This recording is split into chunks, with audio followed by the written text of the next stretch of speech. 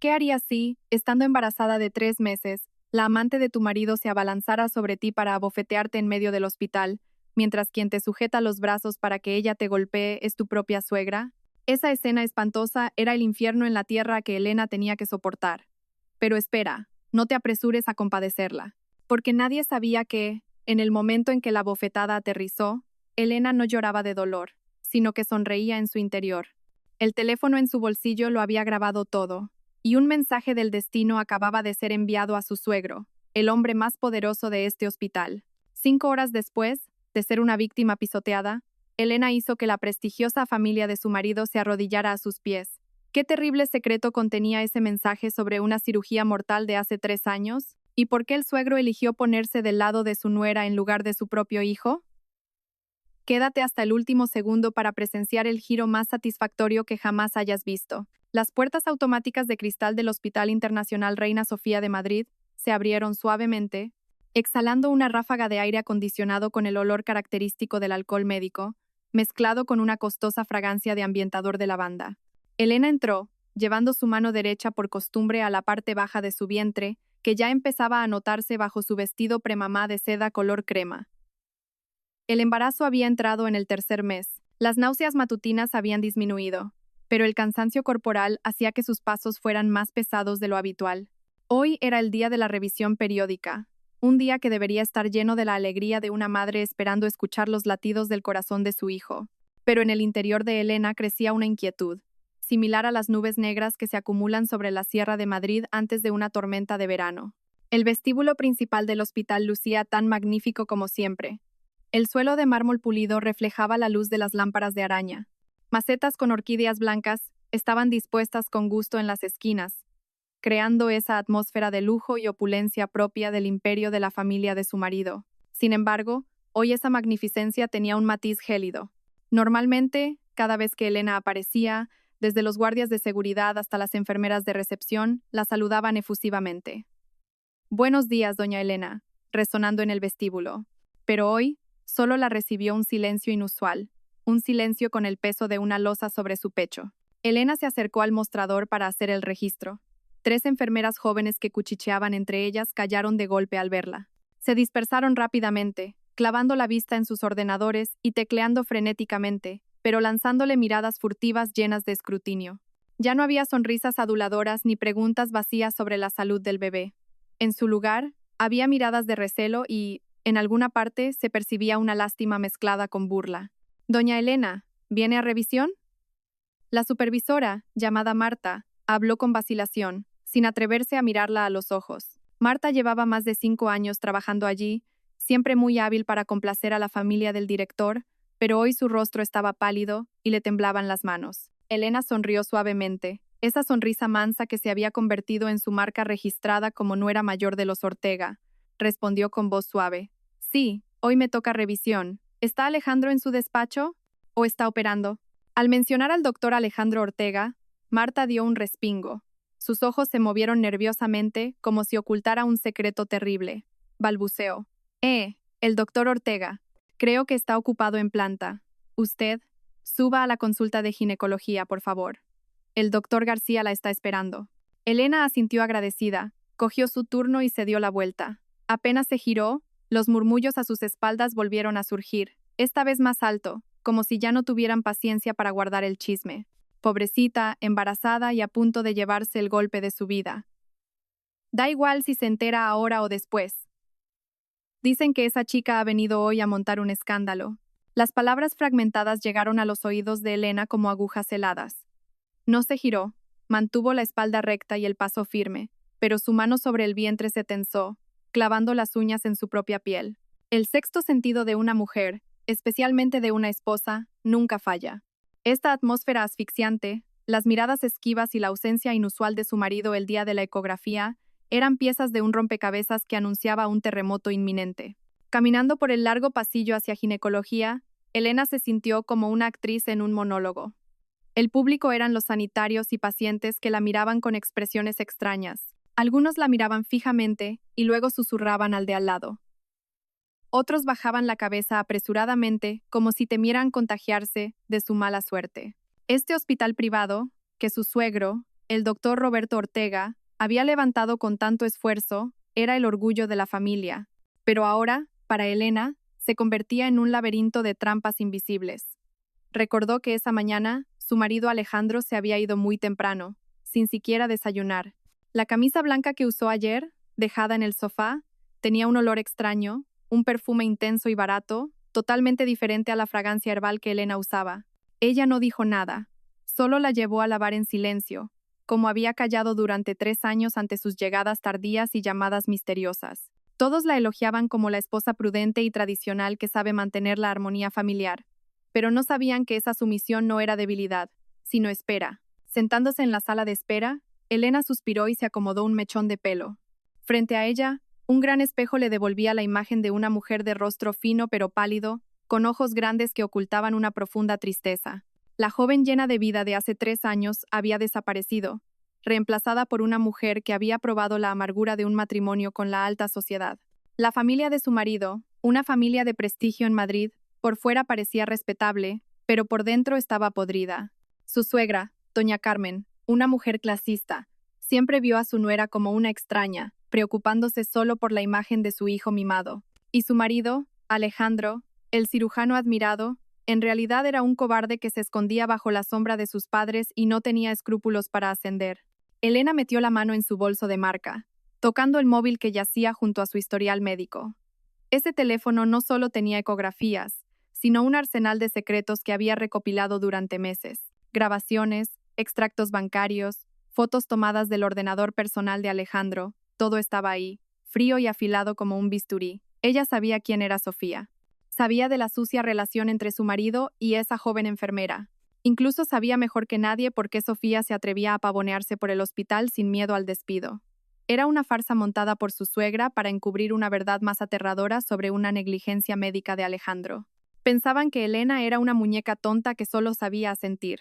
Pensaban que hoy solo venía a que le dijeran que el bebé estaba bien y a irse a casa obedientemente, pero se equivocaban. Una leve sonrisa se dibujó en los labios de Elena, frágil pero decidida. Su mirada ya no era de preocupación, sino fría como el acero. No había venido para ser la víctima, había venido para terminar la función.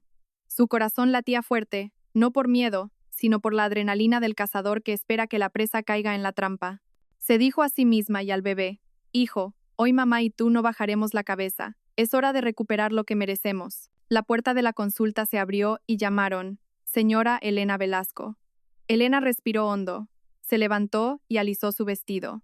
Caminó con la cabeza alta, dejando atrás las miradas curiosas. Sabía que en pocos minutos estallaría la tormenta y ella estaría en el ojo del huracán, no para ser arrastrada, sino para controlarlo. Apenas Elena llegó a la sala de espera principal, lujosa y fría, el dolor de espalda la hizo apoyarse en la pared. El sonido ambiental se desvaneció, dando paso al repiqueteo de unos tacones golpeando el mármol con furia. No eran los pasos rápidos de un médico, sino pasos arrogantes que buscaban romper la paz. Antes de que pudiera reaccionar, una figura blanca se abalanzó sobre ella. Un olor a perfume barato, el mismo de la camisa de su marido, la golpeó. Sin tiempo a mirar, una ráfaga de viento cruzó su cara, seguida de un sonido seco. Plaf. Una bofetada resonó en el silencio. La cara de Elena se giró violentamente. El dolor ardiente se extendió por su mejilla. Su pasador de pelo cayó rompiéndose, y su cabello negro cayó cubriendo su rostro enrojecido. En ese instante de shock, Elena no se cubrió la cara, sino que abrazó su vientre instintivamente. «Mujer malvada, ¿aún tienes cara de traer esa barriga aquí?» El grito estridente hizo que Elena levantara la vista. Frente a ella estaba Sofía, la joven enfermera, con la cara llena de maquillaje y ojos delineados con agresividad, la miraba con odio. Su uniforme blanco inmaculado contrastaba grotescamente con su actitud de barrio bajo. Sofía respiraba agitada, con la mano aún temblando. El vestíbulo se congeló. Decenas de ojos se clavaron en ellas. Los teléfonos móviles se alzaron, grabando con avidez. En la sociedad moderna, el dolor ajeno es entretenimiento. Elena permaneció inmóvil, un hilo de sangre brotando de su labio. El sabor metálico la despertó. No lloró, no gritó. Sus ojos grandes miraron a Sofía con sorpresa y miedo aparente, una imagen desgarradora de una embarazada agredida. Pero en el fondo de sus ojos, donde las cámaras no llegaban, había una calma aterradora. Elena estaba contando: 1, 2, 3. Esperaba el clímax. Al verla callada, Sofía se envalentonó. Se tiró al suelo de rodillas, no para pedir perdón, sino para actuar como víctima. Llorando exageradamente, gritó: «Solo porque eres la esposa oficial y la nuera del director crees que puedes hacer lo que quieras. Has presionado a Alejandro hasta que no se atreve a volver a casa. Controla sus mensajes, sus llamadas, incluso contrataste gente para amenazarme. Yo solo soy una empleada, solo quiero trabajar en paz. ¿Por qué no me dejas vivir? Eres una bruja». Las acusaciones de Sofía cayeron como agua helada sobre Elena. Los murmullos cambiaron de dirección. ¿Son celos enfermizos? ¿Qué mujer más controladora? Con razón el marido la evita. La gente siempre cree al que grita más fuerte. Elena seguía quieta, limpiándose la sangre. Veía a Sofía interpretar el papel de la otra perseguida. Era astuta, o mejor dicho, quien la dirigía lo era. Convertían a la esposa legítima en la villana celosa para arruinar su reputación.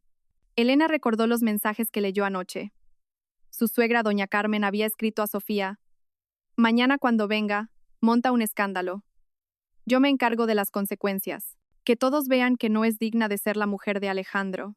Así que era eso, no eran celos. Era un castigo de la familia política para deshacerse de ella. Elena sintió una punzada en el corazón, pero su razón le dijo: «Bien, actuad. Cuanto más ruido, mejor. Dices que contraté a gente para amenazarte». Elena habló con voz ronca pero audible. «Estoy embarazada de 3 meses. Apenas salgo de casa por orden de mi suegra. ¿De dónde saco fuerzas para amenazarte? Puedes pegarme, pero no me calumnies. Mi marido no se creerá esto». La fragilidad de Elena tocó la fibra sensible de algunos presentes. ¿Esa chica la golpea así y luego se hace la víctima? Pobrecita la esposa. Al ver que perdía el favor del público, Sofía se preparó para atacar de nuevo, alzando sus uñas pintadas de rojo. Elena cerró los ojos, preparándose para el dolor. Sabía que debía aguantar. Cada herida hoy era el precio de su libertad. Pero el golpe no llegó. Un grito autoritario resonó desde el pasillo. «Parad inmediatamente». No era desvergonzada. No te basta con montar líos en casa que vienes a avergonzar a la familia aquí. Elena abrió los ojos. La villana principal había entrado en escena.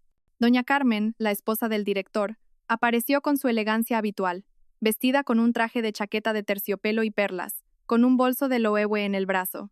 Pero su rostro estaba endurecido, sin una pizca de cariño por su nuera agredida. Elena la miró con un destello de esperanza fingida, buscando protección.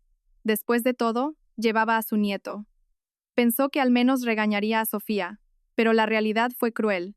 Doña Carmen ignoró a Sofía y se lanzó hacia Elena, agarrando sus muñecas con fuerza brutal, clavándole los anillos en la piel. «Cállate la boca. ¿Hasta cuándo vas a seguir manchando el nombre de esta casa?». El grito de Carmen resonó. Sacudió a Elena, que casi pierde el equilibrio. Elena miró a la mujer que llamó madre durante 3 años. En sus ojos solo había desprecio y cálculo. Carmen se dirigió a la multitud. «Circulen, por favor. Esto es un asunto familiar. Mi nuera tiene un carácter inestable. Con el embarazo está paranoica y celosa. Molesta a todo el mundo. Pido disculpas en nombre de la familia». Con pocas palabras, convirtió a la víctima en verdugo. La multitud, influenciable por el estatus de doña Carmen, empezó a dudar de Elena. Elena quedó atrapada. A un lado Sofía sonriendo con malicia. Al otro su suegra sujetándola como una carcelera. Se dio cuenta de todo. No la odiaban sin más. Lo hacían para proteger a Alejandro. Él tenía un problema profesional grave, una negligencia que podría costarle la licencia y hundir el hospital. Necesitaban un escándalo personal para tapar el error médico. Querían pintar a Elena como una loca para forzar el divorcio y culparla de todo. «Madre», dijo Elena con voz temblorosa. «Mire, ella me ha pegado. Llevo a su nieto». «Cállate», siseó Carmen. «Si dices una palabra más, no respondo. Vete a casa antes de que llame a seguridad para que te arrastren». Elena vio la oscuridad en el alma de esa mujer. No le importaba el nieto, solo el estatus. Un dolor agudo atravesó a Elena, pero encendió su determinación. No forcejeó. Dejó que Carmen la sujetara, que Sofía se burlara. Sabía que la cámara de seguridad en la esquina lo grababa todo, a su suegra inmovilizándola para impedir que se defendiera. Estaba acumulando pruebas. «Está bien, me callaré», susurró Elena, bajando la cabeza para ocultar una lágrima que cayó sobre la mano enjollada de Carmen. Pero faltaba el actor principal. Elena oyó los pasos familiares. Alejandro se acercaba con su bata blanca, luciendo cansado y preocupado. ¿A quién defendería? Alejandro apareció. La gente se apartó. Elena cruzó la mirada con él. Una esperanza estúpida brilló en ella. Pero él pasó de largo, como si ella fuera invisible. Fue directo hacia la chica sentada en el suelo. «Sofía, ¿estás bien?» Su voz preocupada no fue para su esposa. La ayudó a levantarse con una ternura que Elena recordaba de su boda. Sofía se abrazó a él llorando y señaló a Elena. Después de consolar a la amante, Alejandro miró a Elena con frialdad y asco. «Elena, ¿otra vez con tus numeritos?», dijo apretando los dientes. «Te dije que el trabajo me estresa mucho. Si no ayudas, no estorbes. ¿Tienes que venir a agredir a mi personal? ¡Qué vergüenza!». Alejandro se dirigió a la gente con una sonrisa de disculpa. «Perdonen todos, es un malentendido doméstico. Mi mujer sufre de depresión prenatal, se imagina cosas y se pone agresiva. Ténganle paciencia». Ahí estaba, la manipulación perfecta. Elena no lloró. Sus lágrimas se habían secado. Miró a Alejandro fijamente a los ojos. Vio el miedo en él, el sudor en su sien. Vio cómo apretaba la mano de Sofía. El amor se rompió en 1000 pedazos. La decepción tocó fondo y despertó a la guerrera. Necesitaba que ellos se mostraran tal cual eran ante las cámaras. Alejandro acababa de cortar el último lazo. Elena sonrió levemente, una sonrisa que Alejandro casi no percibió. Se soltó suavemente de su suegra, se arregló el pelo y los miró a los tres. El marido traidor, la suegra tirana y la amante descarada. Grabó esa imagen para recordarse por qué debía destruirlos. Elena dio media vuelta, dejando atrás el caos. La puerta se cerró tras ella, separando el ruido de la hipocresía del silencio del pasillo. Caminó con dignidad, a pesar del dolor, bajo las miradas de lástima de los demás. Acarició su vientre. «Tranquilo, hijo, es la última vez que nos hacen daño». Salió al exterior, al calor sofocante de Madrid. El ruido de la calle le pareció más honesto que el hospital. Sacó su teléfono, cambió el fondo de pantalla de su boda por un fondo negro y abrió el contacto guardado como suegro. No su padre biológico, sino don Roberto Ortega, el director, un hombre recto que respetaba a Elena en silencio, unidos por un secreto del pasado. Elena seleccionó el archivo comprimido que preparó la noche anterior. Era una bomba. Grabaciones de Carmen instruyendo a la amante, transferencias de Alejandro a Sofía, y fotos de los historiales médicos originales de la cirugía mortal de hace 3 años que Alejandro falsificó para culpar a un compañero.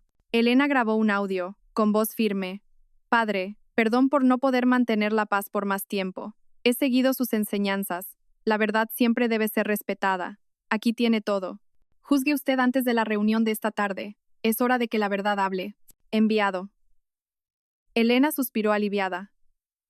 Guardó el teléfono como quien enfunda un arma. Tenía que esperar 5 horas, hasta que don Roberto volviera de su viaje. Un taxi paró. «¿A dónde la llevo, señorita?» «Al Parque del Retiro, por favor. Necesitaba aire». A las 5 de la tarde, en el salón de la mansión familiar en el barrio de Salamanca, la atmósfera era densa. Carmen bebía té intentando calmarse. El video del escándalo de Elena ya circulaba en redes, editado para dejarla mal, tal como Carmen había planeado. «Mamá, ¿crees que papá se enterará?», preguntó Alejandro, nervioso, con una copa de brandy en la mano. «Tranquilo», dijo Carmen. «Elena se ha ido sola. Las cámaras están controladas. La opinión pública está con nosotros. Tu padre odia los escándalos. Lo tapará para proteger el hospital». Entonces, se oyó el motor del coche de don Roberto. La puerta se abrió y entró con paso pesado. Su rostro, normalmente estoico, estaba rojo de ira contenida. «Papá, has vuelto». Alejandro se levantó temblando. Roberto no contestó. Caminó hasta el centro y arrojó una carpeta pesada sobre la mesa de mármol. ¡Pum! Papeles y fotos volaron. Un USB cayó a los pies de Alejandro. «Abrid los ojos y mirad lo que habéis hecho a mis espaldas». Su voz era un rugido bajo. Alejandro recogió un papel y palideció. Era el informe original de la negligencia médica. «¿Creíais que estaba ciego?». Roberto miró a su esposa. «¿Le enseñas a tu hijo a ser médico o a ser un asesino encubierto? ¿Conviertes mi hospital en un circo para humillar a una embarazada? Déjame explicarte». «Es Elena». Ella provocó. Balbuceó Carmen. «¡Silencio!», gritó Roberto. «Elena no ha dicho nada, solo me envió esto. Ha aguantado golpes e insultos para mostrarme vuestra verdadera cara. He visto el video original, he oído el audio. Preparaos. Mañana convoco al comité disciplinario y a los abogados». Roberto caminó hacia la enorme televisión y conectó el USB. «Decís que ella estaba loca. Mirad esto». En la pantalla apareció el video desde un ángulo oculto que Elena había indicado. Se veía a Sofía atacando sin provocación. Y lo peor, se veía a Carmen sujetando cruelmente a Elena mientras la otra la golpeaba. La brutalidad de la escena dejó a Carmen muda. ¿Ves eso, Carmen? Sujetas a tu nuera para que el amante de tu hijo la pegue. ¿Eres humana? ¿No eres madre? Carmen se derrumbó en el sofá. Yo solo quería proteger a la familia. No mereces ser madre, ni abuela, dijo Roberto con asco. Luego se giró hacia los papeles. Y ahora hablemos de leyes. Roberto señaló 2 documentos. Hace 3 años, paciente Manuel García. Murió por complicaciones. Tú firmaste que fue culpa del anestesista, tu amigo Mateo, a quien arruinaste la vida. Pero aquí está la copia de seguridad de tu ordenador antes de que lo borraras. Cortaste la arteria aorta por error. Negligencia total. Alejandro sintió que el suelo se abría. ¿Cómo tiene ella esto? Porque subestimas a tu mujer. Ella copió los datos porque sospechaba. Lo guardó 3 años esperando que cambiaras. Pero tu vileza la ha obligado a disparar hoy. Tú mismo te has puesto la soga al cuello. Roberto le dio una bofetada a su hijo que resonó en toda la casa. Dices ser médico. Mataste a un paciente y luego mataste la carrera de tu amigo para salvar tu puesto. Mañana presentarás tu dimisión y te entregarás. Es la única piedad que te ofrezco. Alejandro se arrodilló llorando, suplicando, una imagen patética. Carmen se unió a él, rogando por su hijo. Pero Roberto estaba impasible. Hay un último regalo de Elena, dijo Roberto, poniendo el audio final. Sonó la música de jazz de una cafetería de moda y la voz de Carmen. Toma 2.000 euros de adelanto. Provócala, que parezca loca. Necesito un escándalo de faldas para tapar los rumores sobre la incompetencia de Alejandro. Y la voz de Sofía. Tranquila, actuar se me da bien. Alejandro miró a su madre horrorizado. ¿Me compraste un amante para tapar mi inutilidad? ¿Me has convertido en un chiste? Hijo, era por tu bien, lloró Carmen. Aléjate de mí, gritó él. Roberto sentenció.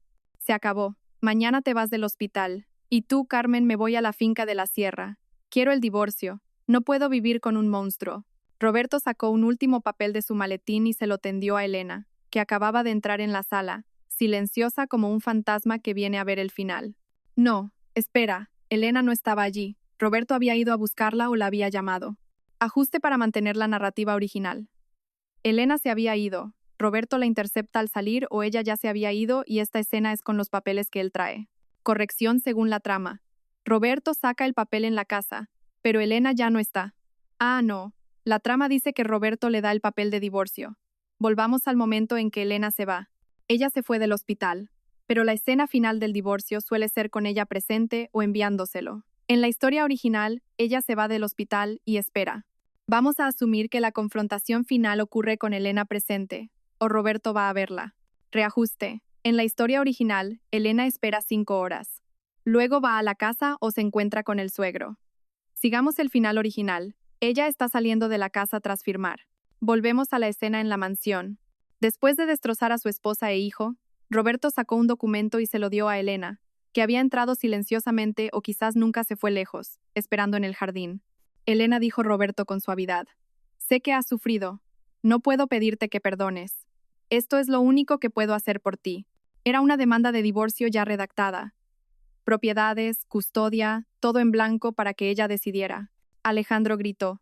No firmes, cambiaré. Piensa en nuestro hijo. Elena lo miró con lástima.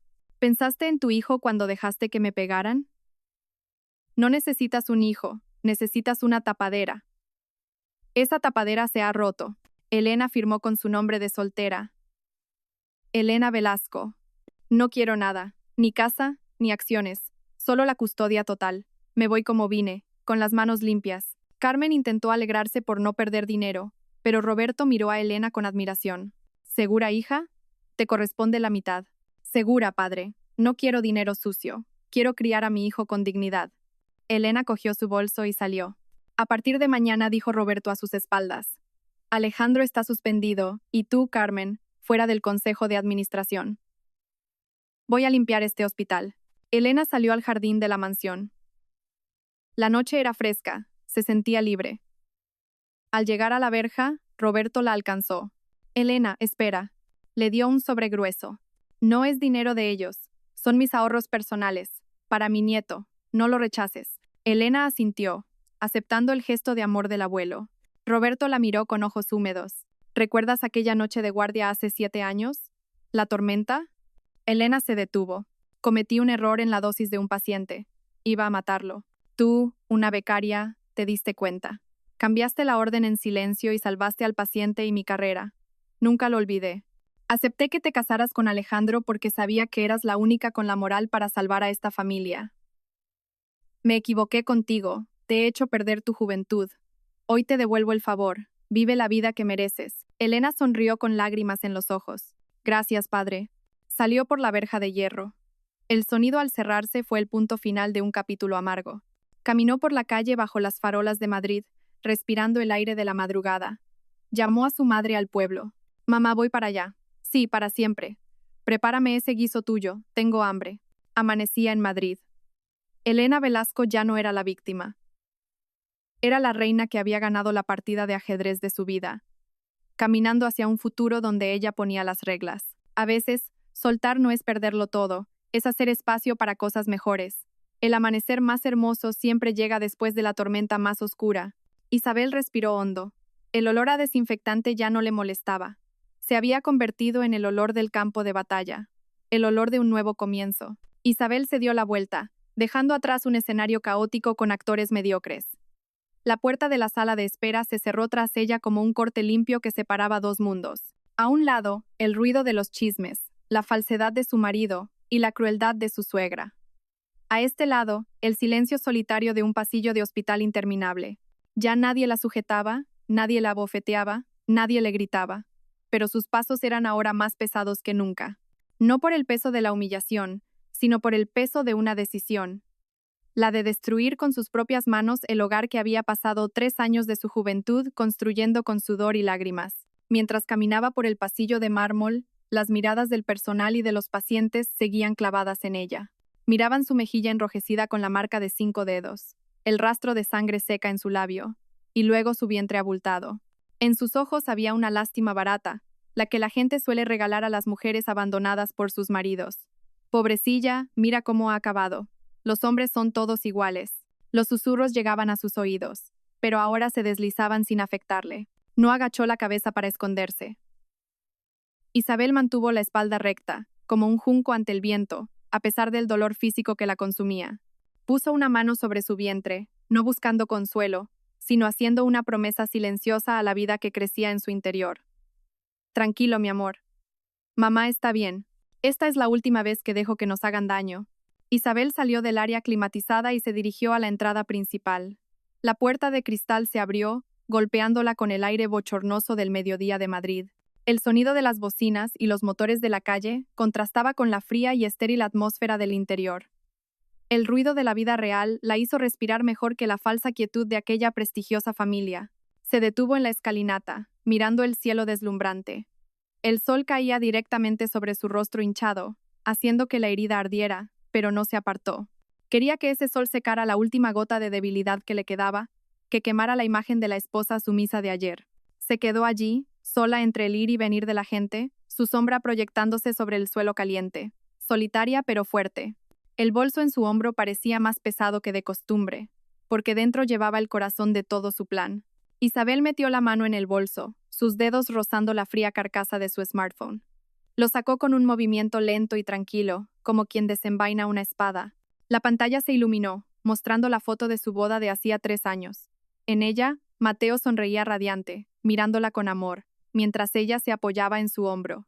Una foto preciosa que ahora le parecía la lápida de un amor muerto. Sin dudarlo, su dedo se deslizó por la pantalla y borró la imagen, reemplazándola por un fondo negro.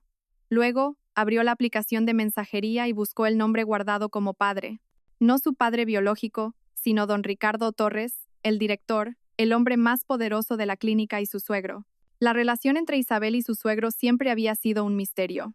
Para todos, don Ricardo era un hombre de hierro, frío, estricto y extremadamente profesional. Hablaba poco, rara vez sonreía, y parecía no preocuparse por los asuntos domésticos. Incluso Pilar y Mateo le temían, pero había algo que ellos no sabían, o ignoraban deliberadamente. El respeto silencioso que él sentía por esta nuera callada. Y, sobre todo, Entre ellos existía un vínculo invisible forjado por un secreto del pasado. Un secreto que Isabel había guardado durante años. Isabel respiró hondo. El olor a contaminación de la ciudad era acre, pero le aclaró la mente. Seleccionó el archivo que había preparado meticulosamente la noche anterior. Un archivo comprimido de gran tamaño que contenía lo más sucio y descarnado de la carrera de Mateo y de las maquinaciones de Pilar. La grabación de la conversación entre Pilar y Valeria en una cafetería 2 semanas antes, donde la suegra instruía a la amante sobre cómo provocar a la esposa. Los extractos bancarios de las sospechosas transferencias de Mateo a Valeria bajo el concepto de horas extra. Y lo más importante, las fotos del historial médico original de la cirugía fatal de hacía 3 años, el que Mateo había alterado para culpar a un colega. El pulgar de Isabel flotó sobre el botón de enviar. Un solo toque y la bomba se activaría. No explotaría de inmediato. Se deslizaría silenciosamente a través de las ondas, esperando en la bandeja de entrada de don Ricardo. Y cuando él lo abriera, el imperio que Pilar se esforzaba por mantener, la reputación que Mateo había construido con engaños, todo se derrumbaría como un castillo de arena. Recordó la mirada de súplica de Mateo, el agarre cruel de su suegra. La compasión se había agotado. No lo hacía por venganza ciega, sino por justicia. Para ella, para su hijo y para los pacientes perjudicados por la negligencia de su marido. Mantuvo presionado el icono del micrófono para enviar un mensaje de voz. La voz de Isabel sonó, ya no temblorosa ni asustada, sino firme y clara, con la serenidad de alguien que lo ha visto todo. Padre, lamento no haber podido mantener por más tiempo esta farsa de familia feliz. Hice lo que usted me enseñó cuando llegué a esta casa. La verdad, aunque tarde, siempre debe prevalecer. Le ruego que revise detenidamente lo que adjunto antes de tomar una decisión en la reunión de esta tarde. Ha llegado el momento de que la verdad hable. Con su permiso, padre. Soltó el botón. El mensaje de voz se envió. El icono de carga giró, indicando que el archivo se estaba subiendo. Enviado. Isabel exhaló, su pecho de repente más ligero, como si se hubiera quitado una losa de encima. Guardó el teléfono. Su trabajo había terminado. Ahora, solo tenía que esperar. 5 horas. En 5 horas, cuando el director Ricardo Torres regresara de su viaje de trabajo, el verdadero terremoto comenzaría. Un taxi se detuvo. ¿La llevo, señora?, preguntó el conductor. Isabel asintió, sonriendo levemente, una rara sonrisa en su rostro magullado que sorprendió al taxista. Abrió la puerta y se sentó detrás, el pequeño espacio privado protegiéndola de las miradas curiosas. ¿A dónde vamos? Al Parque del Retiro, por favor, respondió, su mirada perdida en el paisaje urbano. Necesitaba un lugar abierto para respirar, para prepararse para el acto final de esa noche. El coche se puso en marcha, dejando atrás el imponente pero frío edificio de la clínica. Por el retrovisor, vio cómo el edificio se hacía más pequeño hasta desaparecer. No miró atrás. En su mente ya no estaba la imagen de una esposa traicionada, sino la de una jugadora de ajedrez que acababa de hacer un movimiento de jaque mate y ahora esperaba tranquilamente a que su oponente se diera cuenta de que había perdido la partida. Su guerra, su nueva vida, comenzaba oficialmente en este instante. 5 de la tarde. El atardecer teñía de un rojo sangre las paredes de la villa de estilo clásico situada en el corazón del barrio de Salamanca. Afuera, el viento arrastraba las hojas secas. Dentro, en el espacioso salón de la familia Torres, el aire era denso y sofocante, como el interior de un ataúd que acababa de cerrarse sobre oscuros secretos. Pilar estaba sentada en un sillón de terciopelo rojo, sosteniendo una taza de té, pero ni el delicado aroma podía disipar el hedor a mentira que flotaba en el ambiente. Vigilaba la pantalla de su tablet, donde las noticias sobre el escándalo de celos en la clínica se propagaban a la velocidad del rayo. Los comentarios maliciosos contra su nuera se acumulaban, tal como lo había planeado la sucia campaña mediática que había pagado. «Mamá, ¿crees que papá se enterará cuando vuelva?», preguntó Mateo desde el sofá de enfrente, con la voz temblorosa. La camisa desabrochada y el vaso de whisky medio vacío revelaban su ansiedad. La imagen del médico seguro de sí mismo se había desvanecido, dejando a un cobarde temblando ante la sombra de su padre. «¿De qué tienes miedo?», espetó Pilar, dejando la taza con un golpe seco. «Lo tengo todo controlado». Isabel se fue por su cuenta. Las grabaciones de las cámaras ya están editadas. La opinión pública está de nuestro lado. Si tu padre se entera, nos regañará un poco y ya está. Él valora el honor de la familia por encima de todo. No permitirá que una nuera manche el nombre de la clínica que le costó toda una vida construir. Pilar estaba segura de conocer a su marido. Sabía que era un hombre estricto que priorizaba su carrera. Creía que optaría por lavar los trapos sucios en casa. No sabía que esa confianza ciega era el veneno que la estaba matando. Pero es que... La forma en que Isabel me miró, tartamudeó Mateo. No lloró, no suplicó. Mamá, tengo miedo de que sepa algo. ¿Saber qué? Lo cortó Pilar. Es una simple ama de casa. ¿Qué va a saber ella de asuntos profesionales? Preocúpate mejor de tranquilizar a Valeria, que se quede calladita. Cuando pase la tormenta, me encargaré de echar a Isabel de esta casa, y entonces podrás traer a quien quieras. La conversación fue interrumpida por el sonido de un motor familiar acercándose. El coche negro del director Ricardo Torres entró en el patio, sus faros barriendo el salón como los ojos de una bestia depredadora. La puerta del coche se cerró con un golpe seco y definitivo. Pilar y Mateo enmudecieron. Los pasos firmes y lentos resonaron en el exterior acercándose. La pesada puerta de roble se abrió. El director Ricardo Torres apareció en el umbral.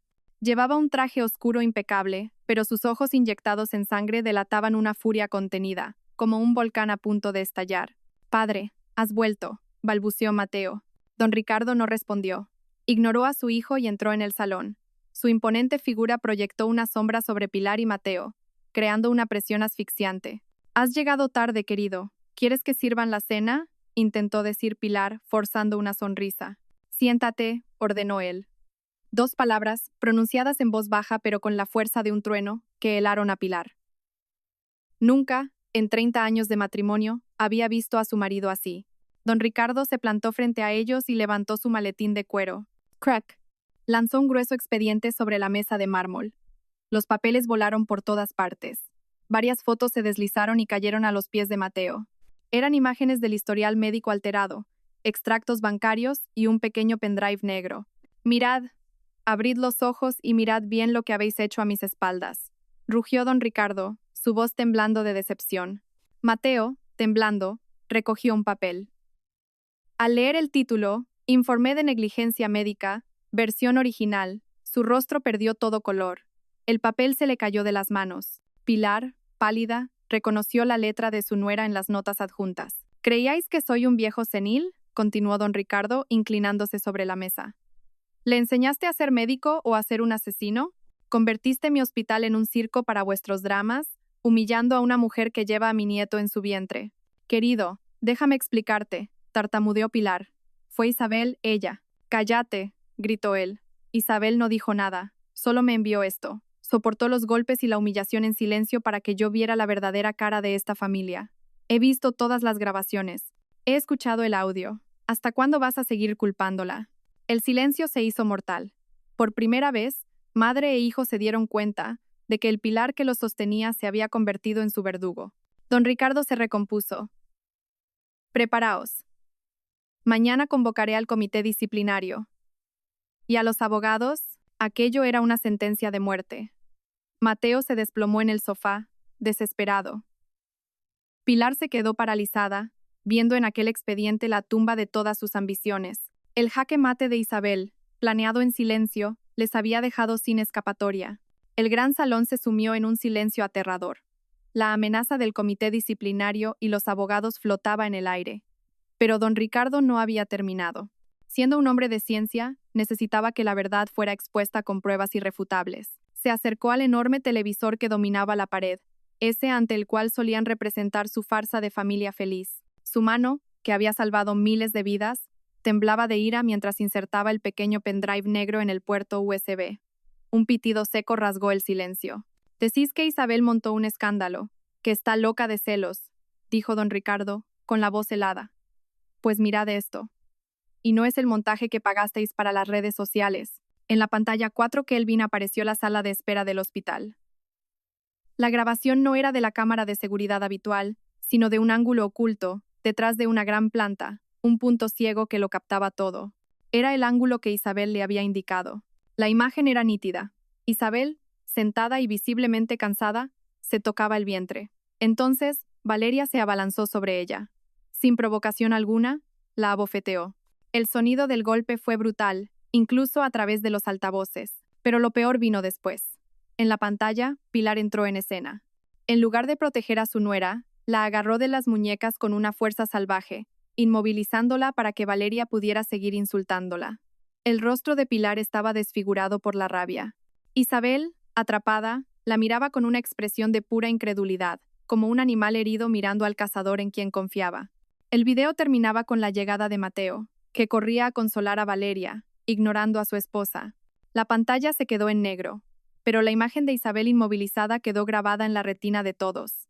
Aquello no era un simple conflicto familiar, era agresión, una conspiración despreciable. ¿Lo has visto?, gritó don Ricardo, señalando la pantalla. ¿Le sujetas las manos a tu nuera para que el amante de tu hijo la golpee? ¿Acaso no eres humana? ¿Has olvidado que también eres mujer?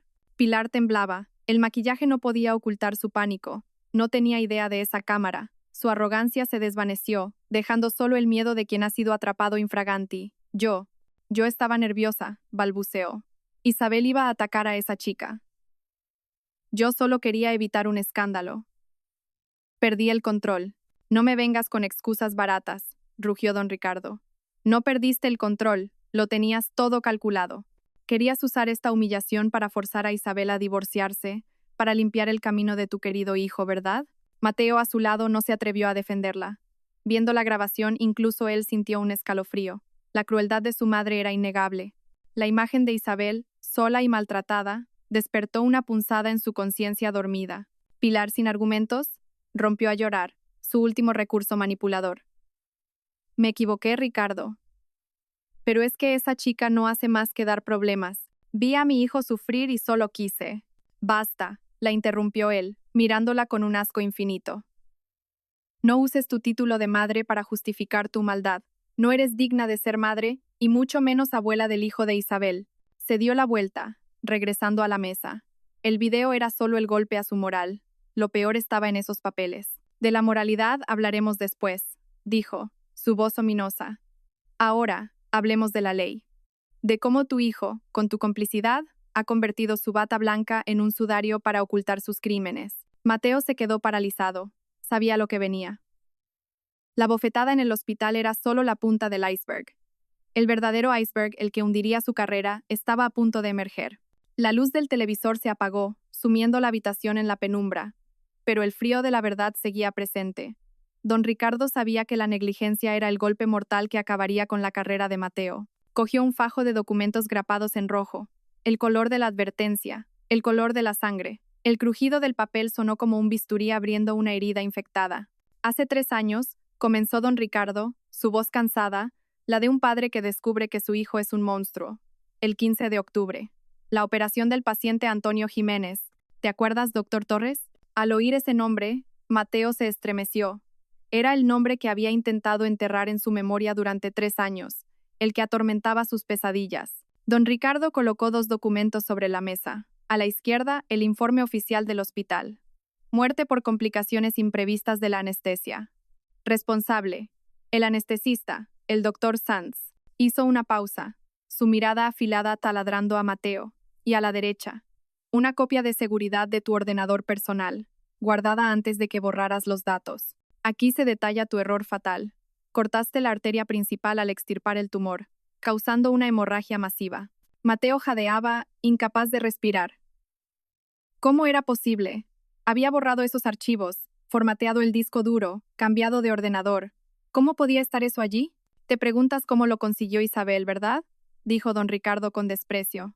La subestimaste, pensaste que era una tonta, pero olvidaste que era tu esposa, la que limpiaba tu despacho, la que te oía gritar en sueños. Mostró otra página, capturas de pantalla de las conversaciones de Mateo con el técnico al que pagó $500,000 para manipular los servidores del hospital. Isabel sospechaba desde hace mucho, continuó. Copiaba los datos de tu viejo ordenador en secreto.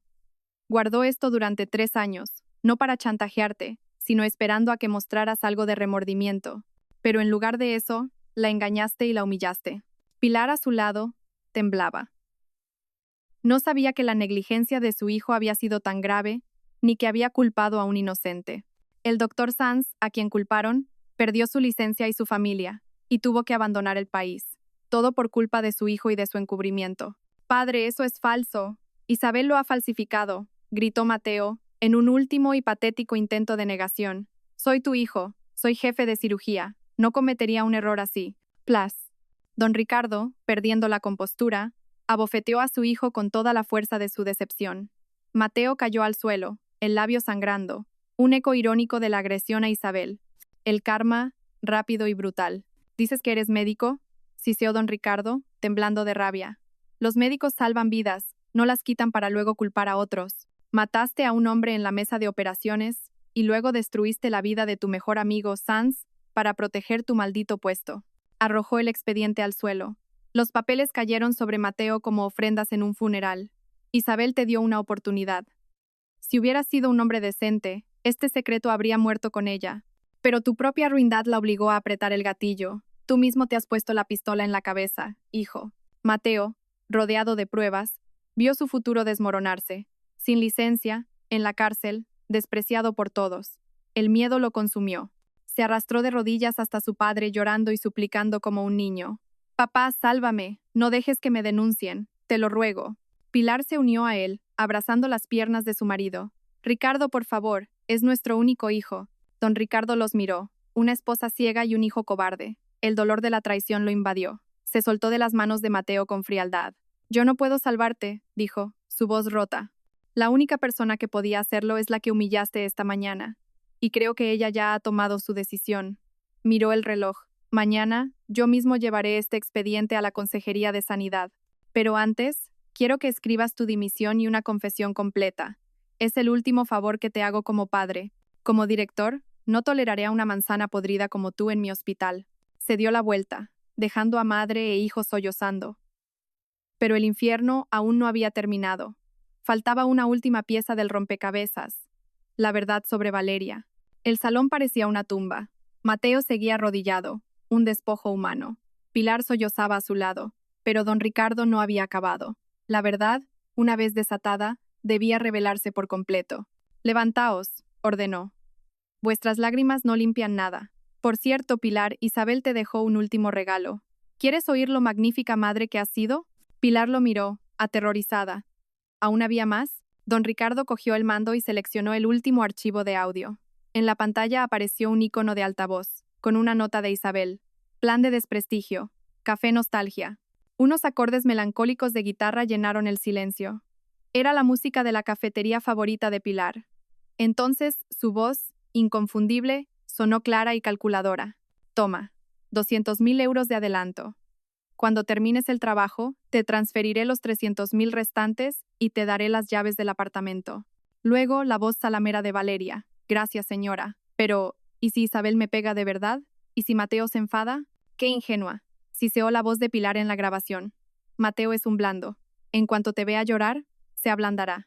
E Isabel es demasiado orgullosa para montar un escándalo. Tu trabajo es provocarla. O mejor, abofetéala tú primero. Móntala en el hospital, con mucha gente, que graben videos y los suban todo a internet. Mateo, en el suelo, escuchaba petrificado. Su propia madre, a quien creía su mayor defensora, lo consideraba un blando y orquestaba un drama en su vida. Pero, ¿por qué?, preguntaba Valeria en el audio. Hay rumores sobre su incompetencia desde aquella operación fallida, explicaba Pilar, su voz convertida en un susurro venenoso. Necesito otro escándalo para desviar la atención. A la gente le interesa más un lío de faldas que una negligencia médica. ¿Entiendes? Necesito que seas el cebo. Si convertimos a Isabel en una esposa loca y malvada, la gente sentirá pena por Mateo y se olvidarán de su torpeza profesional. Ah, ya veo. Qué lista es usted. No se preocupe, la interpretación es lo mío. Las risas de ambas mujeres se mezclaron con la música, creando una cacofonía grotesca y enfermiza. La grabación terminó. El silencio que siguió fue atronador. Mateo se quedó inmóvil, el rostro vacío. Miró a su madre como si fuera un monstruo. Siempre pensó que Valeria estaba loca por él, que su madre lo apoyaba por despecho hacia Isabel. Pero no. Todo era una partida de ajedrez, y él, el gran doctor, era solo un peón. Su madre le había comprado una amante no por amor, sino para tapar su incompetencia. Había vendido el honor de su nuera y el de su propio hijo por un puesto y una reputación. Mamá, susurró Mateo, con la voz rota. ¿Qué soy para ti? ¿Un incompetente al que hay que proteger con trucos sucios? Pilar, sin escapatoria, agachó la cabeza. Sus sofisticados cálculos habían quedado al descubierto, mostrando el alma retorcida que había detrás. Don Ricardo los observaba con náuseas. Ahí la tienes, Mateo, dijo, señalando el televisor. Esa es la mujer a la que defendías. No te quiere a ti. Quiere el $500,000 y el apartamento de tu madre. ¿Te sientes ridículo? ¿Humillado? Mateo soltó una risa seca que se convirtió en un sollozo desgarrador. Se dio cuenta de que era un fracaso absoluto. Como médico, como marido, como padre y como hijo. Mamá, aléjate de mí, gritó cuando Pilar intentó abrazarlo. ¿Esto es lo mejor para mí? Me has convertido en el hazmerreír de todos, en un cobarde, en un asesino. Mira lo que me queda. Nada, todo gracias a tus brillantes planes. Pilar retrocedió devastada. Por primera vez, su hijo obediente se rebelaba contra ella. Don Ricardo suspiró, agotado. Se acabó la función. Estoy cansado. Miró a su hijo y a su esposa. Mateo, mañana presentas tu dimisión. Y tú, Pilar, me mudo a la casa de campo. No puedo vivir bajo el mismo techo que una mujer tan aterradora como tú. Nos separamos. La sentencia final. El último martillazo sobre el ataúd de aquella familia. Pilar gritó y se desmayó. Mateo se quedó catatónico.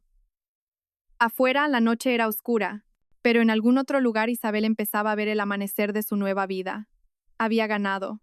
Una victoria silenciosa, forjada con la verdad y la paciencia, pero una victoria amarga, construida sobre las cenizas de todo lo que una vez había amado.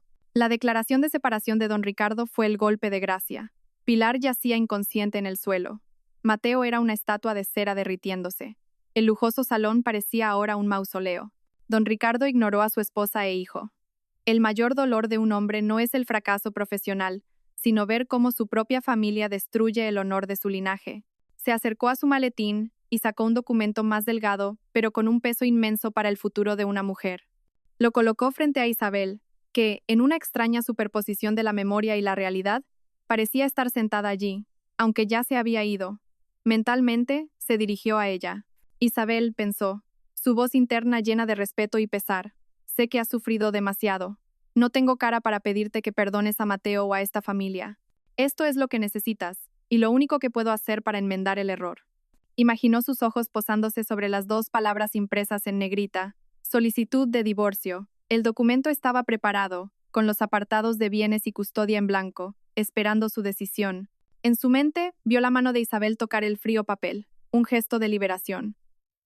Sabía que ella entendería que un jarrón roto, por mucho que se pegue, siempre mostrará sus grietas. Mantenerla en esa casa sería una cruel prisión. Gracias, padre, la oyó decir en su imaginación. Espera, gritó la voz real de Mateo que se había arrastrado hasta la mesa. Isabel, no firmes. Te lo ruego. Cambiaré. Piensa en nuestro hijo. Isabel en su mente detuvo el bolígrafo. Una sonrisa amarga cruzó sus labios. ¿Ahora te acuerdas del niño? ¿O solo tienes miedo a quedarte solo? Pensó don Ricardo por ella. Mateo, la voz imaginaria de Isabel era tranquila. ¿Recuerdas lo que hiciste en el hospital? La ayudaste a ella. Me gritaste a mí. ¿Pensaste entonces en nuestro hijo? Las preguntas eran como cuchillas. Mateo enmudeció. Tú no necesitas un hijo, continuó ella. Necesitas un escudo, una sirvienta, alguien con quien descargar tus frustraciones. Pero ese escudo, hoy, ha decidido marcharse. Y entonces, firmó. No como la esposa de Mateo Torres, sino como Isabel García. Su nombre de soltera, el que había quedado eclipsado por el título de nuera del director. No quiero nada, dijo. Ni la casa, ni el dinero. Vine con las manos vacías y así me iré. Solo pido la custodia total de mi hijo y que vuestra familia no vuelva a molestarnos. Pilar, recuperando la conciencia, mostró un destello de codicia al oír que renunciaba a todo. Pero don Ricardo entendió. Era orgullo, era dignidad. El dinero se puede recuperar, le dijo él. Pero la autoestima, no. Si aceptara vuestro dinero, me sentiría sucia. Quiero que mi hijo crezca con el dinero limpio que gane su madre, no con el fruto de la traición. Miró a Mateo y a Pilar por última vez, ya no con odio, sino con lástima por sus almas pobres y vacías. Adiós, y se marchó. Su silueta de embarazada, solitaria pero majestuosa, cruzó el salón y salió por la puerta, dejando atrás el pasado. A partir de mañana, sentenció don Ricardo a los que quedaban, Mateo queda suspendido de empleo y sueldo para la investigación. Y tú, Pilar, serás destituida del Consejo de Administración. Es hora de limpiar este hospital empezando por esta casa. Los sollozos volvieron a estallar, pero Isabel ya no podía oírlos. Al salir al patio, el aire fresco de la noche la recibió. Levantó la vista hacia las estrellas. Puso una mano en su vientre y sonrió. Una sonrisa genuina por primera vez en 3 años. Nos vamos a casa, mi amor. Somos libres. Se dirigió a la verja. Pero cuando estaba a punto de abrirla, la voz de don Ricardo la detuvo. Se había acercado a ella en la oscuridad. Isabel, espera. En sus ojos había una disculpa que las palabras no podían expresar. Le tendió un sobre abultado. Esto no es dinero de Mateo, es de mi sueldo. Un regalo para mi nieto. Por favor, no lo rechaces. Si no, mi conciencia nunca estará tranquila. Isabel dudó, pero al ver la emoción en los ojos del anciano, entendió. No era caridad, era el amor de un abuelo, y quizás la restitución de una vieja deuda. Gracias. Abuelo, aceptó. Don Ricardo pareció aliviado. La miró, a la nuera que más había valorado y que ahora se iba. Quería decir algo más, un secreto guardado durante años. Isabel, empezó, vacilante. ¿Recuerdas aquella noche de tormenta, hace 7 años, cuando eras interna en urgencias? La noche era profunda. La pregunta de don Ricardo detuvo a Isabel en seco. El recuerdo, enterrado bajo años de dolor, emergió con una claridad asombrosa. 7 años atrás. Era una interna novata y llena de idealismo. Una noche de tormenta, un accidente múltiple colapsó urgencias. Don Ricardo, entonces en la cima de su carrera, dirigía el caos. Agotado tras horas de cirugía, cometió un error garrafal. Prescribió una dosis letal de un fármaco cardíaco. Isabel, que recibió la orden, se dio cuenta del error mortal. Podría haberlo expuesto, destruyendo la reputación de su superior en medio de la crisis. O podría haber obedecido, manchando su conciencia para siempre. En una fracción de segundo, tomó una decisión. Discretamente, guardó la orden errónea en su bolsillo y administró la dosis correcta, salvando al paciente. A la mañana siguiente, dejó la nota arrugada en el despacho de don Ricardo y se disculpó por saltarse el protocolo. Pensó que él lo había olvidado. Pero al mirarlo ahora, vio en los ojos del anciano una gratitud que había perdurado todos esos años. Lo recuerdo, dijo ella en voz baja. Pero lo hice por el paciente, no para reclamar ningún mérito. Tú no lo reclamas, pero yo nunca lo olvidé, replicó él con una sonrisa triste. Ese día, si no fuera por tu rapidez y tu integridad, me habría convertido en un asesino, y este hospital no existiría hoy. Cuando Mateo insistió en casarse contigo, su madre se opuso. Pero yo lo aprobé, no para pagarte mi deuda, sino porque sabía que solo una mujer con tu corazón y tu fortaleza era digna de llevar las riendas de esta familia. Esperaba que pudieras cambiarlo a él. Su voz se quebró. Pero me equivoqué. Subestimé su debilidad y tu sufrimiento. Te debía una vida, Isabel, y te debo los años que has perdido aquí. Defenderte hoy, exponerlos a ellos, no fue solo por justicia, fue para saldar esa deuda. No podía permitir que mi salvadora fuera pisoteada por mi propia familia. A Isabel se le llenaron los ojos de lágrimas. En aquella casa fría y calculadora, no había estado tan sola como pensaba. El silencio de su suegro no había sido indiferencia, sino una protección silenciosa. Gracias, padre, susurró, conmovida. Gracias por comprenderme. Vete, hija, dijo él, posando una mano cálida en su hombro. Vive la vida que mereces. No mires atrás. Cuando esta verja se cierre, el cielo que hay más allá será tuyo. Isabel se inclinó en una última y respetuosa despedida. Luego, se giró y cruzó la verja sin vacilar. El pesado hierro se cerró tras ella con un sonido metálico y definitivo. El fin de un capítulo. Delante de ella, la calle se extendía bajo la luz de las farolas. A lo lejos, el cielo oscuro empezaba a clarear. El amanecer estaba cerca. Respiró hondo. Ya no olía a desinfectante ni a perfumes caros. Solo el aroma del rocío, de las hojas, de la libertad. El bebé se movió suavemente en su interior, como un susurro de ánimo. Lo has hecho bien, mamá. 3 años en una jaula de oro la habían destrozado, pero salía de ella no como una víctima, sino como la vencedora. No había elegido la vulgaridad de la venganza, sino la elegancia de la verdad y la fuerza de la liberación. Una hoja seca cayó sobre su hombro, reemplazada por un brote verde en la rama de un árbol. La vida, siempre renaciendo de sus cenizas. Isabel sonrió, una sonrisa radiante como una flor al amanecer. Sacó su teléfono y marcó el número de su madre. Hola, mamá. Soy yo. Vuelvo a casa. Sí, para siempre. ¿Me preparas esa sopa de pescado que tanto me gusta? Colgó y aceleró el paso. El sol comenzaba a despuntar, sus rayos dorados bailando en el asfalto. La Isabel de ayer había muerto en la tormenta. La Isabel de hoy era una mujer libre, orgullosa y embarazada de esperanza. La partida de ajedrez había terminado, y ella era la reina, la única pieza que quedaba en pie, lista para empezar un nuevo juego en el que, esta vez, ella movería las fichas y decidiría su propio destino.